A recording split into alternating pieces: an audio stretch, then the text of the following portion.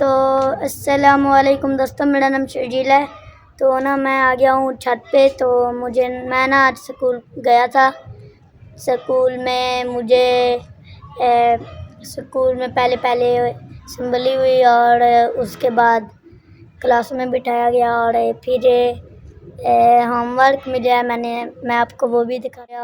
Home work ملا تو دیکھیں، یہ میری بک ہے، انگلش بک، اس کا تھا پڑھا۔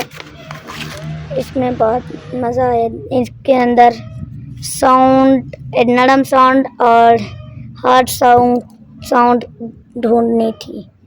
تو یہ دیکھیں، سائیکل اور پہلے کیٹ لکھا تھا اور اب دیکھیں یہ ہے اورنج۔ تو دیکھیں اب یہ میرا ہوم ورک ہے۔ تو ویسے میں آپ کو ایک اور بھی بات بتا دوں، آج ہاسپٹل، تو میں اس کا بھی ہاسپٹل کا بتاؤں گا۔ تو دیکھیں میں ابھی تیاری کر رہا ہوں، سوچا کہ اسکول کا بھی ولاگ بنا لوں ایک۔ تو دیکھیں میں اب ہاسپٹل جا رہا ہوں، ادھر کا بھی ولاگ بناؤں گا۔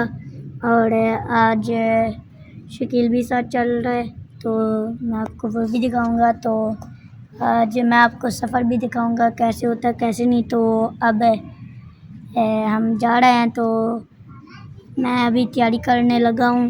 تو ملتے ہیں اگلی ویڈیو پر۔